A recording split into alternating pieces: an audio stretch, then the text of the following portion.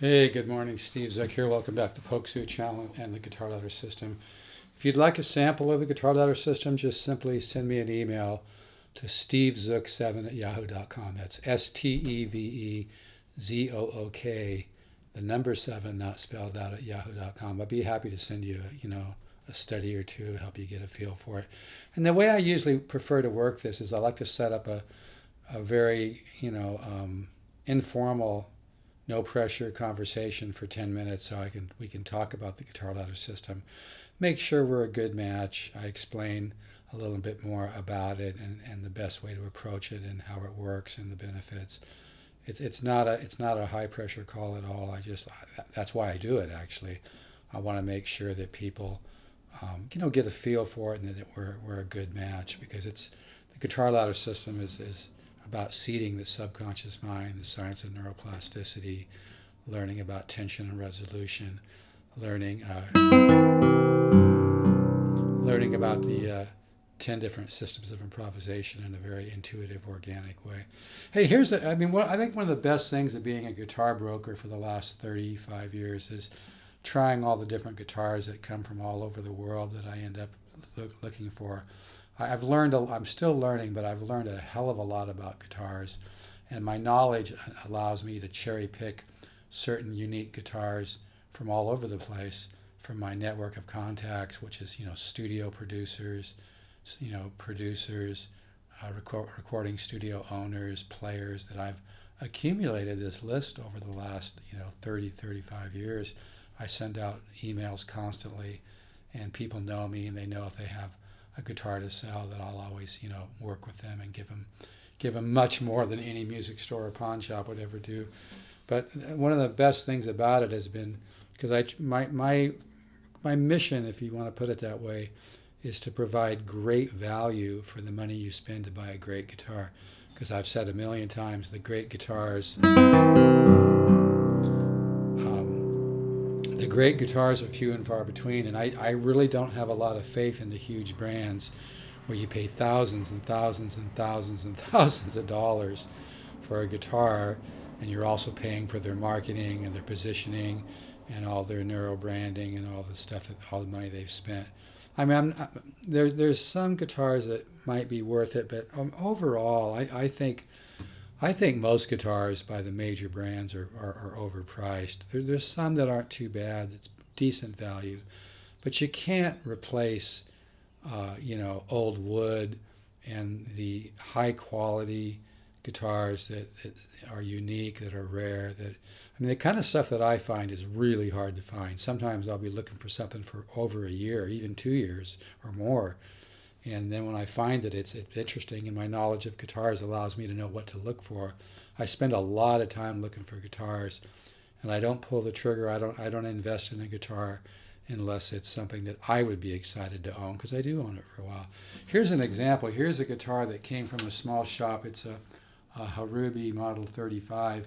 Came from a small shop called Asterias in Kobe, Japan, and made probably 35 years ago, and it just has a tremendous. I love the rosette on this thing, but it has a tremendous voice, and it's waking up a little every time I play it. It just seems to sound a little bit better.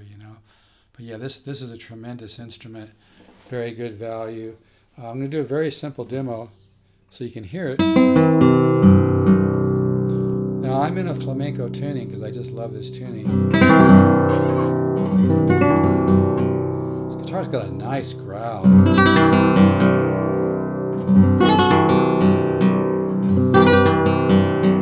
So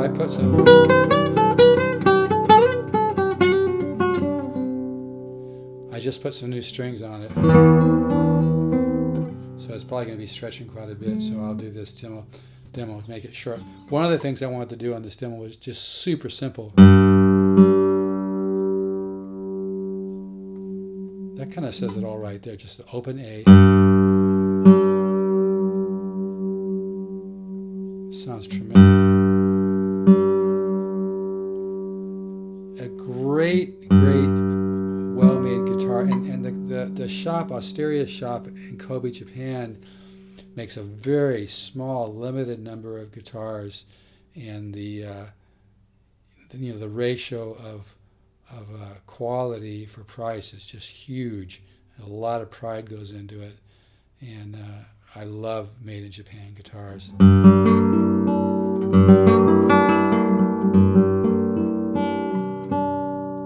And again, like I said, these are some. I didn't change the treble strings yet.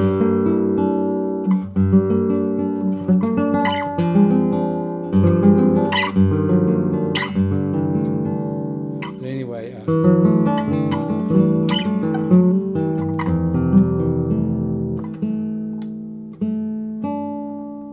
anyway,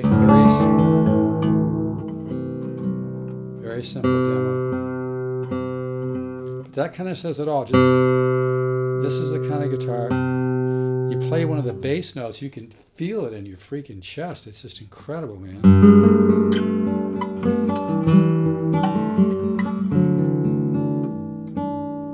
And there's a bloom, a great nylon string, or steel string for that matter, but since I'm showing a nylon string, a great, well, let's just broaden it out. A great acoustic guitar, the tone has a bloom to it, like the note has a bloom and the overtone series and a clarity and a bell-like tone and kind of a growly kind of a sound.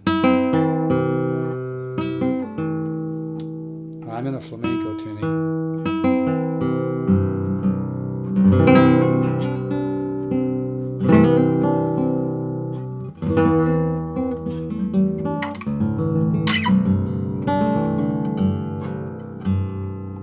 Again, very simple demo. Not trying to impress anybody here.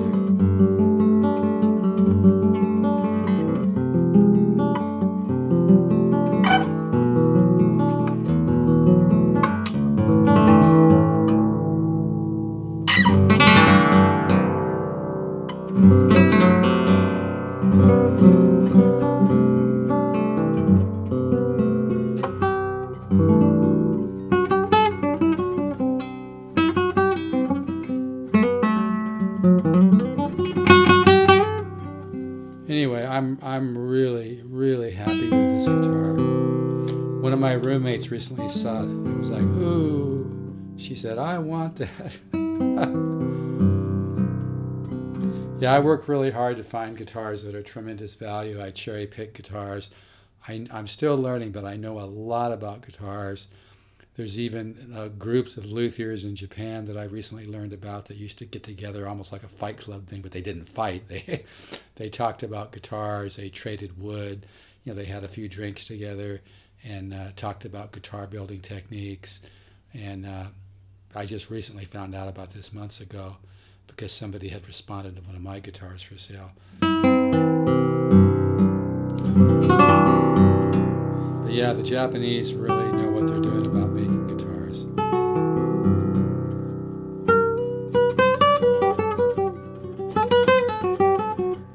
Anyway, like I said, I was almost going to do a demo just going like this. The playing doesn't help, I know. But you can hear just that open string. It sounds like a piano, or like a grand piano. Just incredible.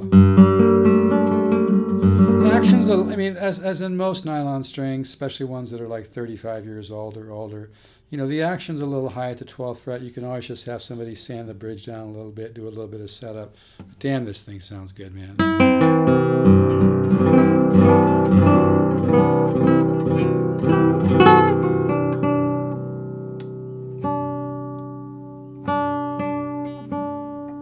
I have it tuned a little bit low, and I'm in a flamenco tuning. When I get a guitar that is a vintage guitar, and this one came from far away, I like to have the tension a little bit low, let it kind of adjust to the climate. But yeah, this has just a beautiful voice.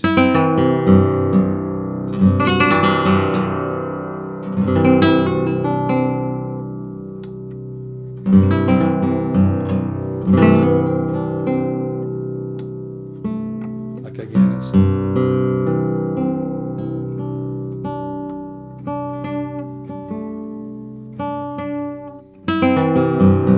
simple demo.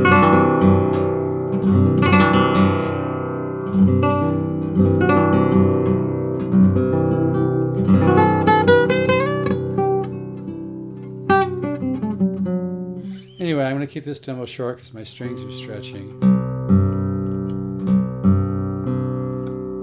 But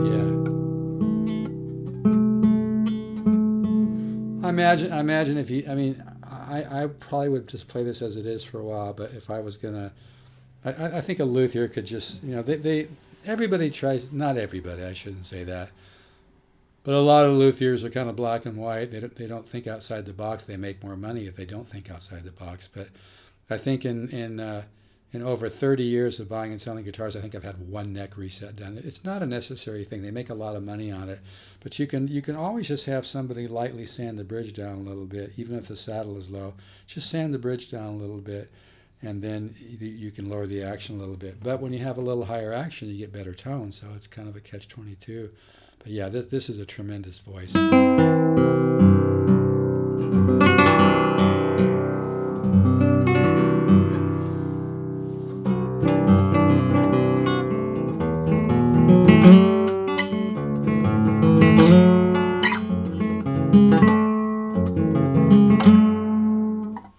Anyway, these bass strings are stretching, which kind of drive me nuts. It's just because they're stretching. But again, this whole demo could just be this. Just a tremendous grand piano.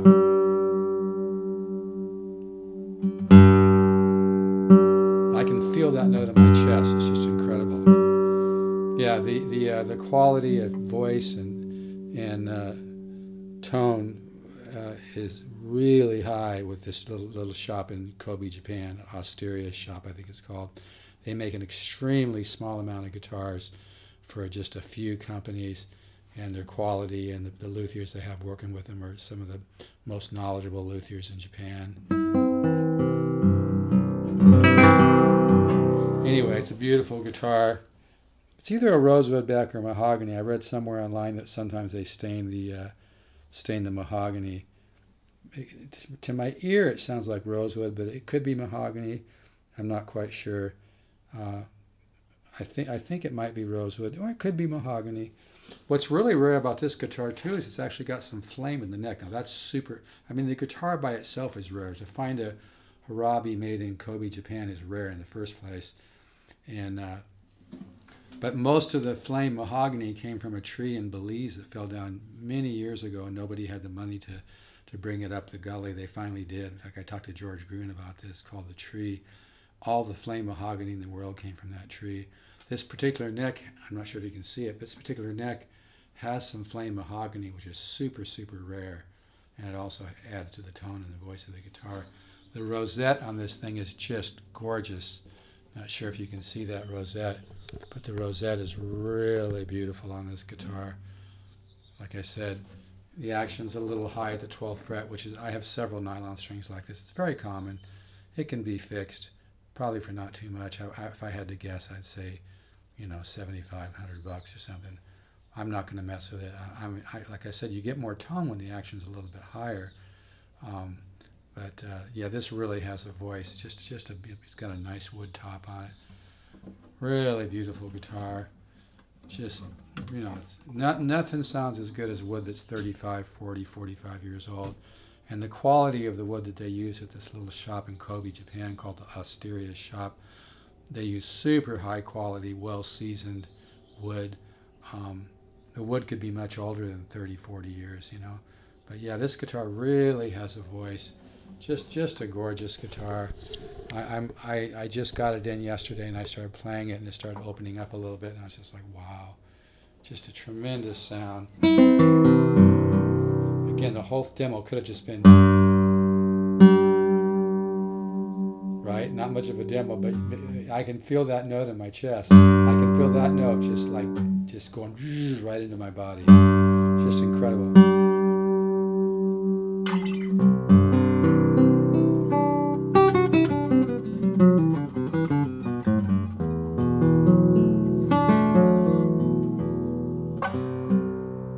Anyway, like I said, strings are stretching out. Yeah, very, very rare. Made in Kobe, Japan at the Osteria shop. Probably made in the 80s. Could have been made in the 70s. just a beautiful tone. Like I said, one of my roommates came by and saw it. Oh my God! And it was laying on my bed, and she kind of just strummed and said, "Oh, I want it," But I don't think she can afford it. But this is the kind of stuff I love to deal in because the kind of stuff I deal in is very hard to find. That's why I don't have a huge inventory. In fact, there's some people out there who bought in 3 or 4 or 5 guitars from me, and they're very happy. One of my customers said, "I'm one of the best." I'm not trying to brag. I know it sounds a little arrogant, but I think it's kind of cool. He said it. One of my customers said, "Steve's one of the best kept secrets out there." I thought that was kind of cool. But I work really hard to find rare stuff. I've said this a million times. It's really true. The great value in guitars and the great guitars, period, whether old or vintage like this, are few and far between. And personally, like I said, I think most guitars are way overpriced. So I work really hard to find really rare guitars. All my knowledge of playing guitar since I was 8 years old comes into play. I'm 71 now, and I've been buying and selling for 30, 35 years. I've learned a lot. I'm still learning, but my knowledge helps me know what to look for. And so the kind of stuff I sell, you just can't walk into a store and find. You could even go to 50 stores, you probably wouldn't find it. Anyway, hell of a box.